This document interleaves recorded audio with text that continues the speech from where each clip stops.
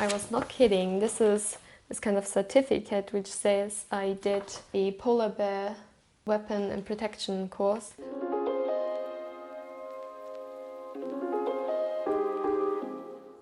Hi, my name is Nina Marhandel. I'm a doctoral researcher at Leipzig University, and I do videos about research in the Arctic, so especially focusing on clouds and snowflakes. But today I want to share some experience from a research campaign that I got to be part of, or rather a research stay, where I spent 3 weeks in the world's northernmost all-year inhabited town, and that's Ny-Ålesund. This video is not scripted. I have an outline here, things I want to talk about, and a few facts especially about this town. But otherwise I'm going to be talking freely, so it's going to be pure chaos. Alright, so I went to Ny-Ålesund, which is located in the island of Spitsbergen in Svalbard, which belongs to Norway. That's far to the north of Norway, at a latitude of, I have it here, 78 degrees, roughly, close to 79. So well within the Arctic Circle, which starts at about 66 degrees. As mentioned already, it's the northernmost all-year inhabited town in the world, meaning there's people living there the whole year. And of course, whole year, that's rather different in the Arctic, since you have polar day in summer where it stays light the whole day, sun is up whole day, versus in winter where it's dark the whole day, so during polar night. So before I go any further, you have to know that calling Ny-Ålesund a town is kind of an overstatement. There's very few people living there, and it depends on the day of the year how many people are there, and it's really this research hub. In summer there's about 150, maybe maximum 200 people living there, a lot of researchers. So it's mainly researchers and infrastructure people. They're all from this one company that owns the town, which is government owned. It's Kings Bay. I'll come to that in the brief little history section in a bit. And in winter these numbers really reduce. Like I was told about 30 to 35 people living there in winter in total. Ny-Ålesund was founded in 1916 by a mining company. So that's the Kings Bay Coal Company. Of course, was a location there to mine coal. However, they were not that successful. The company went bankrupt in 1929. Between that, Ny-Ålesund was also used as a base for Arctic explorers to kind of go further up north. For example, for Amundsen in 1925, when he was exploring the Arctic by airship. Distance to the North Pole is about 1,200 kilometers, so still a way to go to the 90-degree North Pole mark. After the mining company went bankrupt, it was bought up by the Norwegian state, and mining continued after some delays during the start of the Second World War. After the war, there were about 200 people living there in Ny-Ålesund. They had their own hospital there, they had their own newspaper. Mining coal there is not that easy, so the coal deposits are mainly located below the permafrost, where there's also some natural gases, so there were quite a few disasters, one of which in 1962 even led to the resignation of the Norwegian government at that time. And from 1963 to 1966 the town was empty afterwards.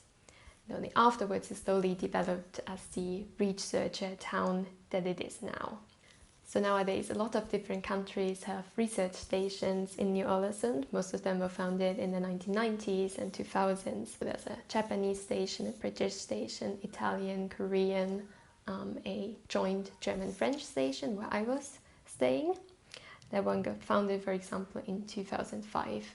So there was separate French and German stations before that, but then they kind of joined the RVPEF station.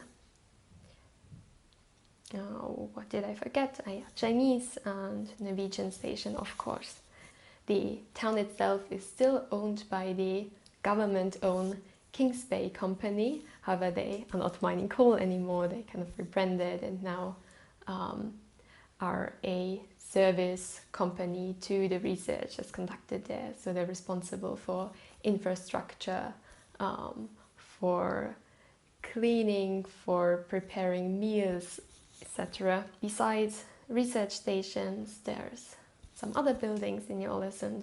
So there's a hotel, it's not a building, but there's a dog run, a power plant, a workshop, recycling building.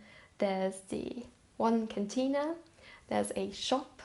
However, a shop is a bit misleading. I'll come to that later.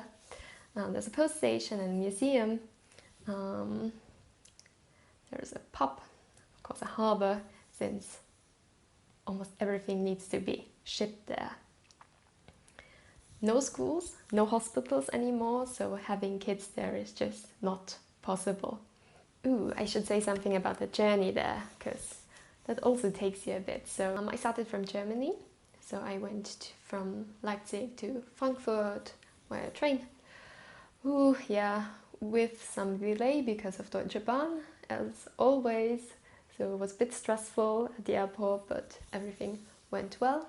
And then took a flight from Frankfurt to Oslo, where I had to stay in a hotel for one night, because then the following day, flight from Oslo to Svalbard was kind of in a time span where it was not feasible to go there in one day. So then from Oslo I flew to Longyearbyen, which is the one larger town in Svalbard in general. So it has about, I think, 2,000 people living there. There's an airport, there's hotels and restaurants, there's also tourism, and there's a university. So a lot more infrastructure and a lot more real town there than Ny-Ålesund, where we went next. So in Longyearbyen I stayed for another night in a hotel there, and then the following day was a flight with a small propeller machine to Ny-Ålesund. These flights are in summer about twice a week and in winter once per week, and it really also depends on the weather situation. Like, you can really get stuck in Longyearbyen or Ny-Ålesund wherever you're staying. If there's bad weather, the airplane can't fly, then could easily be the case that you're stuck there for a week longer. Flight days are very exciting. I think I mentioned the shop already. If not, in Ny-Ålesund there's a quote-unquote shop.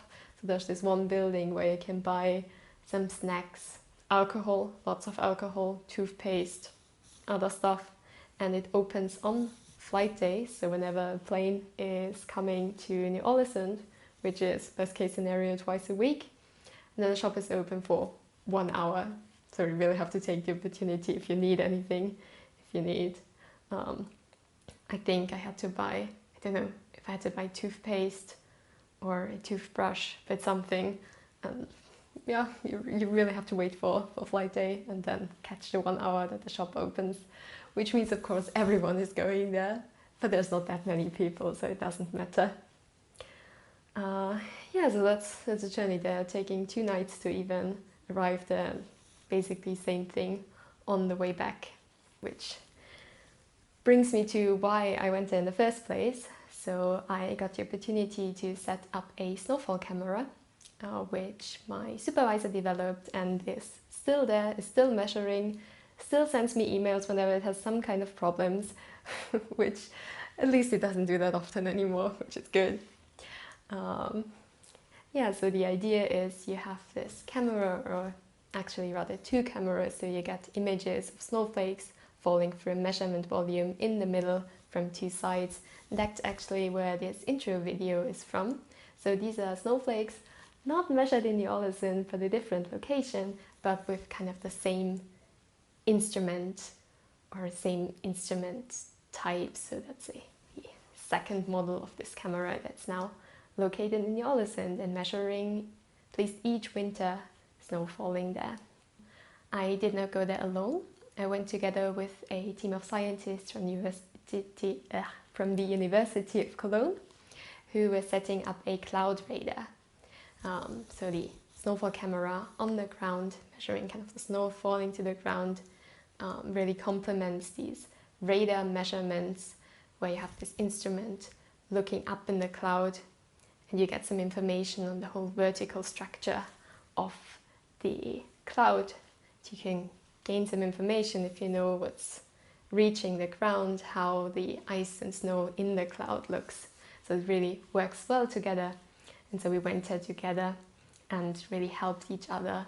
I was helping on the roof. The cloud radar was set up on the roof of the observatory in Ny-Ålesund, while the snowfall camera was standing on the ground. Really needed help to set up the frame. And so the cameras do the calibration and all. So we were there for 3 weeks, which was a good time span. We did not have to hurry. The radar was really quick in setting up. However, when we came there, we had to wait a bit. It took a couple more days for the instruments to arrive, which was not that bad. We could look around a bit, make some plans how we want to tackle the situation. And then the whole setup went rather well and rather fast. We were quite lucky in the fact that there was no snow on the ground yet when we arrived, which was in end of September. And we were able to set up the frame of the camera before first snowfall, which was then beginning of October. Otherwise it would have been quite a hassle to set up these metal frame pieces when there's a lot of snow on the ground. And since it was the first snowfall, we already got to see if it's looking okay-ish. The whole adjustment then of the frame and that everything is level, or at least as level as we could get it, that quite took some time. Also how we fixed it to the ground took a lot of time, because to be honest we did not think enough of that beforehand, that we really need to fix the instrument. Like the technician there talked about, we need to drill it in the ground. He saw the previous year that another cloud radar, which weighs, I don't know, 400 kilograms or so, was slightly lifted during a very intense storm in winter. So we really needed to make sure to fix it well to the ground. And doing all the cables then took a bit, but we were able to finish everything in the 3 weeks and had a bit of buffer at the end. So our usual days there were spent working with the very regular meal breaks in between. You have this one cantina where everyone's eating at about the same time together, with a bit interesting eating times, especially coming from Europe. Like meal times was, the breakfast was pretty usual, 7:30 to 8:30. Lunch a bit early for me, but also pretty usual, 12 to 1 p.m. But then dinner at 4:30 p.m., which is super early for me. And they really do a lot to make you feel comfortable there. So you have a lot of different food options. You can choose which allergies you have. For example, I got to eat completely vegan food there, which was really nice that they provided that. A colleague of mine is gluten intolerant. They provided her gluten-free food. The kind of quality, I would say, depends on when you are there. So everything has to be shipped there, and meaning how fresh foods are really depends when did the last ship arrive.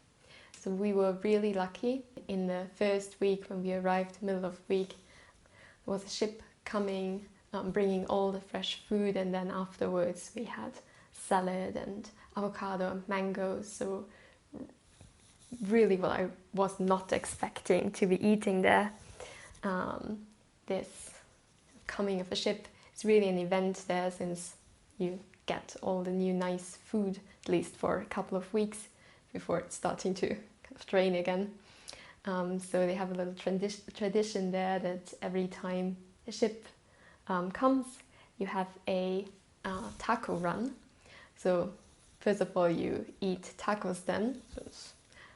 I don't know why, but I guess you have a lot of fresh ingredients and everyone can build their own taco. You have avocados, which you probably don't get there that often otherwise. And it's really nice meal. And run, they mean run, so there's this small road around the town. I guess if you walk it along, it takes you, I don't know, 20 minutes, maybe 30 to walk across. No, I guess rather 20. And they have this tradition that every time a ship comes, they have a taco run where you have one competition of really people running this track. I think it's not one round but three, and fastest one wins a medal. So far so good. And then they have a special competition where you don't get the medal if you're fastest, but if you have the coolest performance or outfit or whatever. So it's just one round, but people really dress up. Like, I think when we were there, there was a Mario and Luigi, or I think people were running backwards or carrying each other, like almost similar to a dog sled, but with humans. It's a lot of fun. You probably noticing I talk about it like I haven't seen it, and that's true because we were working, which is such a bummer that we missed the track because we were setting up the camera that we went there for. When you get there, first of all, you get told switch off all your devices because it's a radio silent town. Or don't switch off all your devices, but put them into airplane modus. So no Wi-Fi, no Bluetooth, no mobile phone reception. And that's because there are certain instruments which you don't want to disturb with frequencies that mobile phones, computers also use. But it also means communication is a bit more tricky. Especially when you go out there, you should carry a walkie-talkie with you. Call them just radios, and with different channels, and you were instructed to listen at a certain channel if you're called there, and whenever you're called, then switch to a different channel for 2 and 2 or however many people there are communication. And that was important because it's rather dangerous to be out, especially to be out alone, and especially to be out close to the town borders or even outside. That's because of ice bears. Ice bears are really scary, which you learn the first day when you have this kind of instruction course on safety, more or less. Like, you get taught how to behave in a kind of extreme situation, and when encountering ice bears, they can be very dangerous animals. Like, they're super strong and fast and can be agitated, especially when they don't find food. So in Svalbard in general, you're only allowed to leave town carrying a rifle. I know that sounds extreme, but it's really a safety precaution. Like, there's ice bear deaths on the more or less regular basis. Of course, the rifle is not the first instance. You're also carrying, usually with you, a flare gun, and that should be the first thing to do if you encounter an ice bear, to try to scare it away, and only if that does not work, grab the rifle. So you need a license for that. So when we arrived there the first day, we had this kind of safety training, and then afterwards rifle course, which was weird to say. It's also something different carrying the rifle with you and using it, especially in the cold. Your fingers can get really cold, but yeah, well, I was really lucky to never encounter an iceberg, which is usually the case, and to be safe in that manner. I can show you the license, I think. Alright, so that you know I was not kidding. This is this kind of certificate which says I did the polar bear weapon and protection course. Oh, I just noticed I called it iceberg, right? Because that's the German word, it's polar bear. Whoops, whoopsie daisy, you saw that on the screen already. Yeah, and here's my Norwegian certificate, which says I am actually allowed to carry a rifle in Svalbard. And I feel really weird about that, because I would never want to shoot an animal, but of course if it's a safety precaution, then I'll of course do course, and in worst case scenario be prepared to pull the trigger. Yeah, not that much fun. But how did I get there? I was talking about carrying a radio around in town.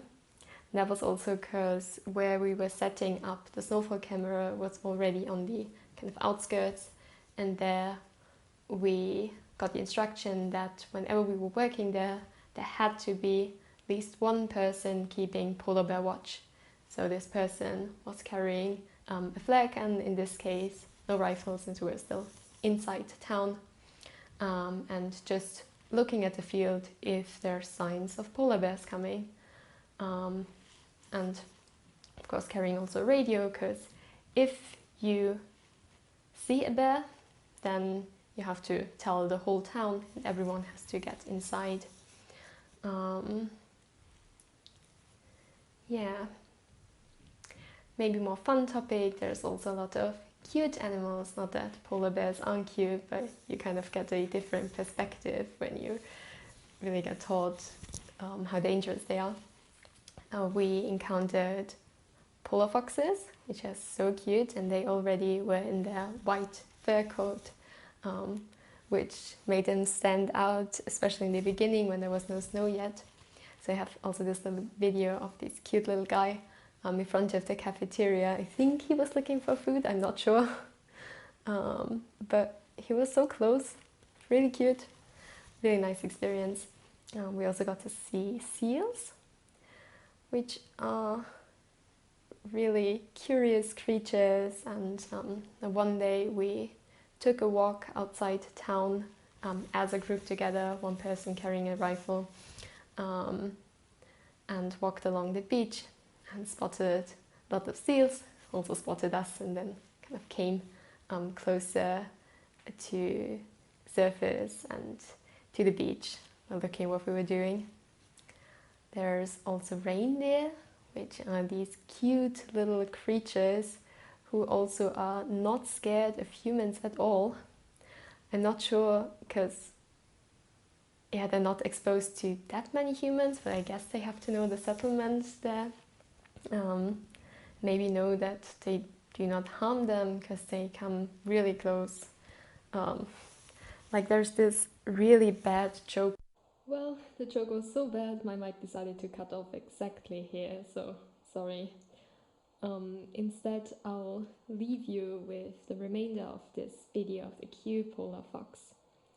To sum up, I really enjoyed my stay in Ny-Ålesund. It was such a cool, unique experience.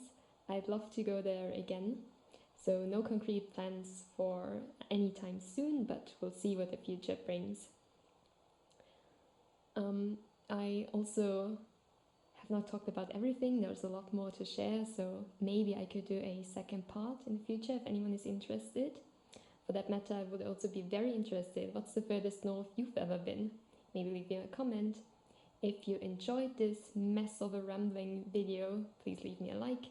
Subscribe if you want, that would be much appreciated. But anyhow, stay safe, have a lovely rest of the day, and see you soon. Bye bye!